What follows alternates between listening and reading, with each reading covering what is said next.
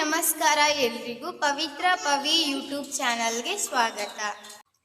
ಯಾಕೆ ತುಂಬ ಡಲ್ ಆಗಿದ್ದೀನಿ ಅಂತ ಯೋಚನೆ ಮಾಡ್ತಾ ಇದ್ದೀರಾ?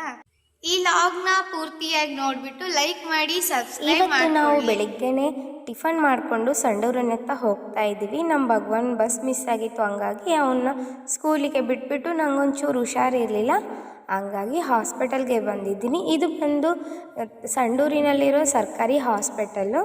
ಸೊ ಹಾಸ್ಪಿಟಲಲ್ಲಿ ನಾನು ಎಲ್ಲ ಚೆಕಪ್ ಮಾಡಿಸ್ಕೊಂಡು ನಮ್ಮ ಪತಿರಾಯರು ಸ್ವಲ್ಪ ಹೊರಗಡೆ ಹೋಗಿದ್ರು, ಹಂಗಾಗಿ ಅವ್ರಿಗಾಗಿ ವೆಯ್ಟ್ ಮಾಡ್ತಾ ಇದ್ದೀನಿ ಹೊರಗಡೆ. ಸೊ ಅಷ್ಟರಲ್ಲಿ ನಮ್ಮ ಚಿನ್ನಿ ನೋಡ್ರಿ ಯಾವ ಥರ ಆಟ ಆಡ್ತಾ ಇದ್ದಾಳೆ. ಸೊ ಅವಳು ಬಂದ್ಬಿಟ್ಟು ಅವ್ರ ಪಪ್ಪಾಜಿಗೆ ವೆಯ್ಟ್ ಮಾಡ್ತಾ ಇದ್ದಾಳೆ, ಇನ್ನೂ ಪಪ್ಪ ಬರ್ತಾ ಇಲ್ಲಲ್ವ ಮಮ್ಮಿ ಅಂತ ಹೇಳ್ಬಿಟ್ಟು. ನಾವು ಹೋಗಿದ್ದ ಟೈಮಲ್ಲಿ ಯಾರೂ ಪೇಷಂಟ್ ಇರಲಿಲ್ಲ. ಬರ್ತಾ ಬರ್ತಾ ಟೈಮ್ ಆಗ್ತಾ ಹೊರಗಡೆ ಕುಂತು ನೋಡ್ತಾ ಇದ್ದೀವಿ ಎಷ್ಟು ಪೇಷಂಟ್ ಎಲ್ಲ ಬರ್ತಾ ಇದ್ದಾರೆ ಅಂದರೆ ನಿಜವಾಗ್ಲೂ ಅದೇನೋ ನನ್ನ ಪುಣ್ಯ, ನಾ ಹೋದಾಗ ತುಂಬ ಪೇಷಂಟ್ ಎಲ್ಲ ಇರಲಿಲ್ಲ, ಹಂಗಾಗಿ ಬೇಗ ತೋರಿಸ್ಕೊಂಡು ಬಂದೆ.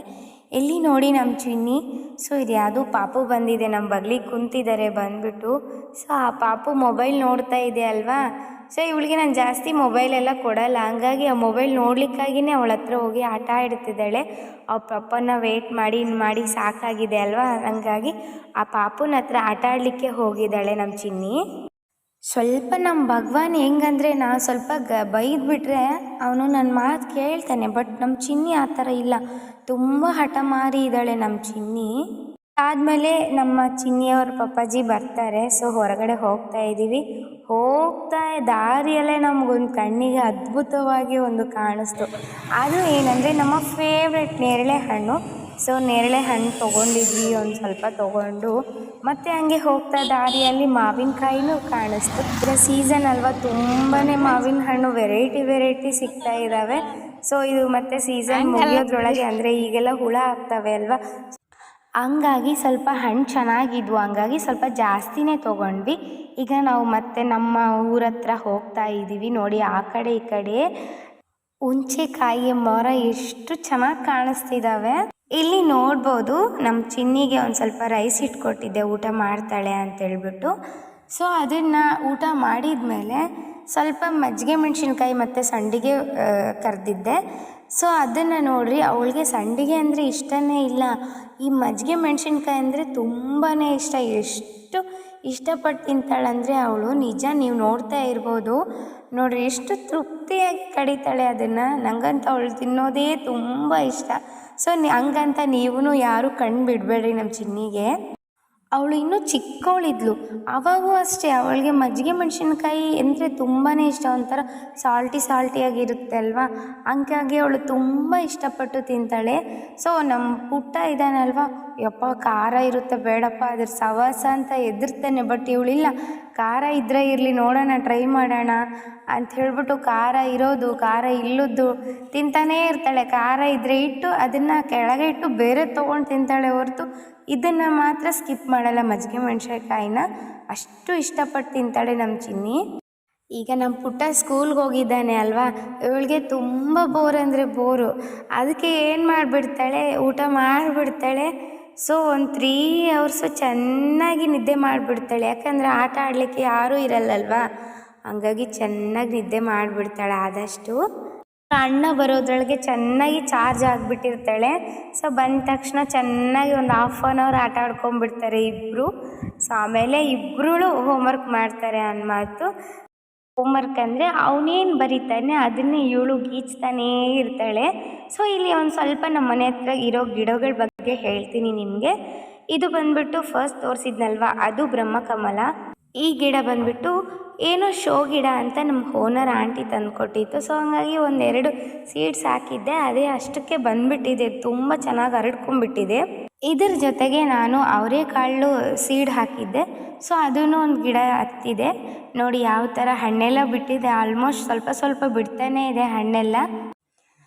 ಇದು ಬಂದ್ಬಿಟ್ಟು ಅಮೃತ ಬಳ್ಳಿ, ಇದು ಆದಷ್ಟಕ್ಕದೇ ಉಟ್ಕೊಂಡಿದೆ, ಮೇ ಬಿ ನಾವಂತೂ ಯಾರೂ ಹಾಕಿಲ್ಲ. ನಿಮಗೆ ಇಲ್ಲೊಂದು ವೆರೈಟಿ ಫ್ರೂಟ್ ಮರ ತೋರಿಸ್ತೀನಿ. ಇದು ಬಂದ್ಬಿಟ್ಟು ಲಕ್ಷ್ಮಣ ಫಲ ಅಂತ ಕೇಳಿರ್ತೀವಿ. ಸೊ ಆ ಹಣ್ಣಿನ ಮರ ಇದು. ಇದು ಒಂಥರ ನೋಡಲಿಕ್ಕೆ ಮಾವಿನ ಮರದ ಥರನೇ ಕಾಣಿಸುತ್ತೆ. ಅದೇ ಮಾವಿನ ಮರ ಮಾತ್ರ ಅಲ್ಲ ಇದು. ನಾವು ಫಸ್ಟ್ ರೆಂಟಿಗೆ ಬಂದಾಗ ಇದು ಯಾವ ಹಣ್ಣು ಅಂತ ಗೊತ್ತಿರಲಿಲ್ಲ.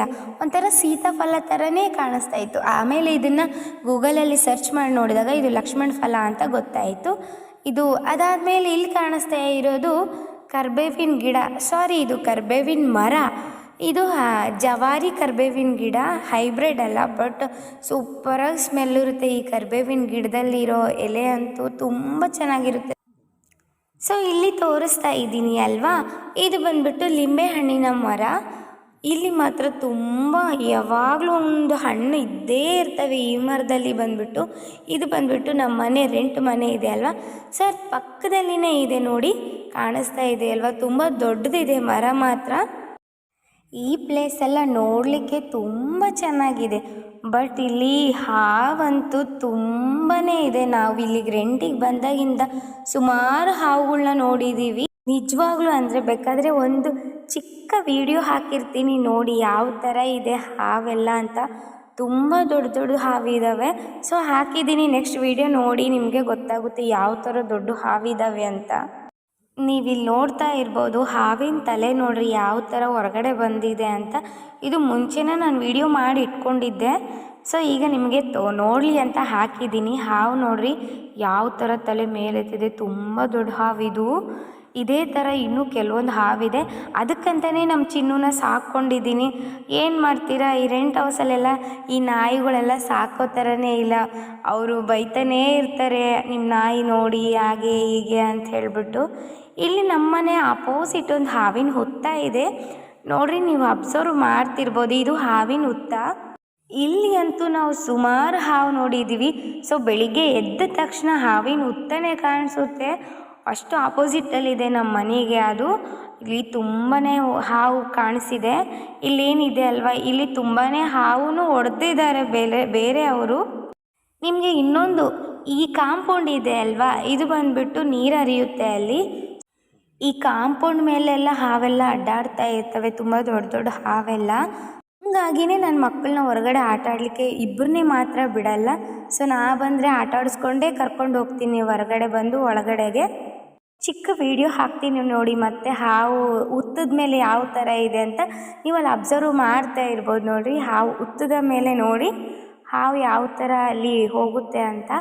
ಇದು ನಾವು ಮೇ ಬಿ ಮಧ್ಯಾಹ್ನ 3 ಗಂಟೆ ಸುಮಾರು ವಿಡಿಯೋ ಮಾಡಿಟ್ಟಿದ್ದೆ ನೋಡಿರಿ, ಹಾವು ಯಾವ ಥರ ಹೋಗ್ತಾ ಇದೆ. ತುಂಬ ದೊಡ್ಡ ಹಾವು ಇದು. ಈ ಹಾವು ನೋಡಿಬಿಟ್ಟು ನನಗಂತೂ ಚಳಿ ಜ್ವರನೇ ಬಂದುಬಿಟ್ಟಿದ್ದು. ಅದಾದಮೇಲೆ ಒಂದು ಕಾಂಪೌಂಡ್ ಮೇಲೆ ಹಾವು ಬರೋದಿದೆ ನೋಡ್ರಿ, ಯಾವ ಥರ ಕಾಂಪೌಂಡ್ ಮೇಲೆ ಬಂದಿದೆ ಅಂತ ಗೊತ್ತಾಗುತ್ತೆ. ಇಲ್ಲಿ ಕಾಂಪೌಂಡ್ ಮೇಲೆ ಹೋಗ್ತಾ ಇದೆ ನೋಡಿ, ಇದು ಬಂದುಬಿಟ್ಟು ಅರ್ಧ ಆಲ್ರೆಡಿ ಕೆಳಗೆ ಇಳಿದಿದೆ, ಇನ್ನೂ ಅರ್ಧ ಮಾತ್ರ ಮೇಲೆ ಕಾಂಪೌಂಡ್ ಮೇಲೆ ಇದೆ. ಸೊ ಅದಾದಮೇಲೆ ನಮ್ಮ ಪುಟ್ಟ ಸ್ಕೂಲಿಂದ ಬಂದು ಹೋಮ್ವರ್ಕ್ ಮಾಡ್ತಾ ಇದ್ದಾನೆ. ಇವತ್ತಿಗೆ ಈ ಲಾಗ್ ಇಲ್ಲಿಗೆ ಎಂಡ್ ಮಾಡ್ತಾ ಇದ್ದೀನಿ. ಈ ಲಾಗ್ ಏನಾದರೂ ನಿಮ್ಗೆ ಇಷ್ಟ ಆದರೆ ಲೈಕ್ ಮಾಡಿ, ಸಬ್ಸ್ಕ್ರೈಬ್ ಮಾಡ್ಕೊಳ್ಳಿ. Thank you.